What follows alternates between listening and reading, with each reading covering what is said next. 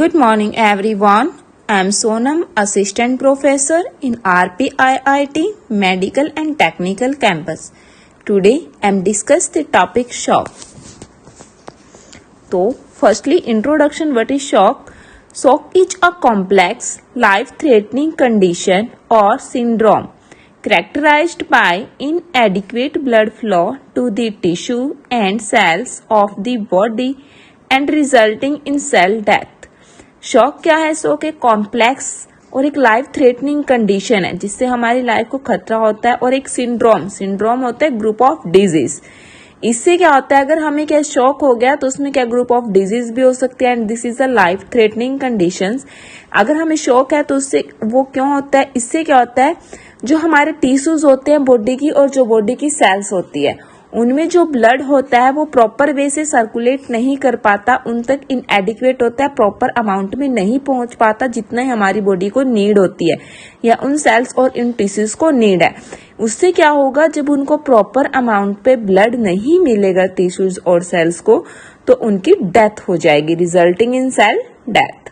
Now rapid assessment and prompt treatment is necessary to improve the patient recovery. इसलिए जो patient है उसको क्या है एकदम से उसकी, ताकि उसके टिश्यूज और डेथ की सेल ना हो, तो हमें क्या होता है एकदम से शॉक वाले पेशेंट की रैपिड असेसमेंट, जल्दी से असेसमेंट करनी है और प्रॉम्प्ट ट्रीटमेंट देना है ताकि जो पेशेंट है वो क्या इम्प्रूव हो सके उसकी कंडीशन और वो जल्दी से रिकवर कर सके। Now definition, shock is a pathological state. Shock क्या है, एक पैथोलॉजिकल स्टेट है in which group of symptoms occur characterized by decreased tissue perfusion। Shock क्या है, एक पैथोलॉजिकल मीन्स क्या है, एक पैथो है इसकी कि हमारे जो टिश्यूज होते हैं, हमारे माइंड्स के टिश्यूज हैं, उनके द्वारा पहले उनकी डेथ होती है। पैथो है मीन्स हमारी बॉडी में कुछ ना कुछ नुकसान है।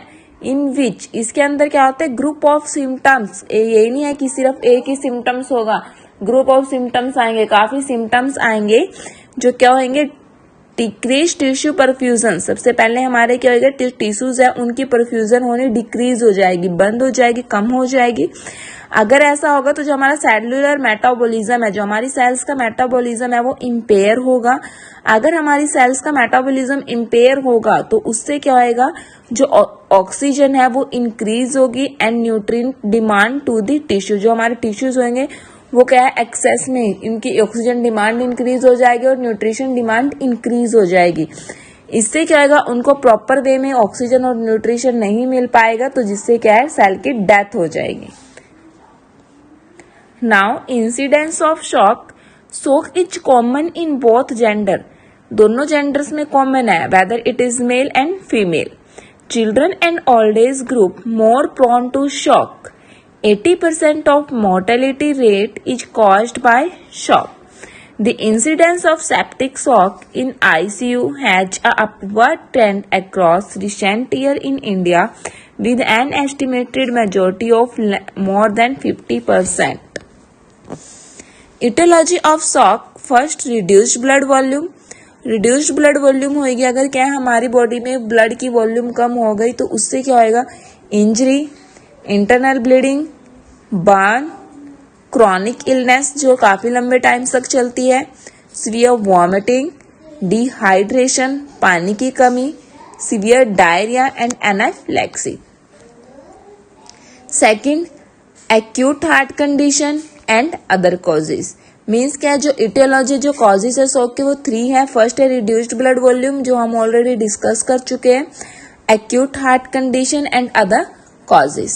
So, acute heart conditions, first is heart attack, arrhythmias, coronary thrombosis जो हमारी coronary arteries उनमें रक्त का थक्का जम जाता है, ruptured aortic aneurysm, next other causes like that pulmonary embolism, severe infection, sepsis infection, severe pain, poisoning, myocardial infarction and spinal injuries. These are the causes of shock. Thank you for watching.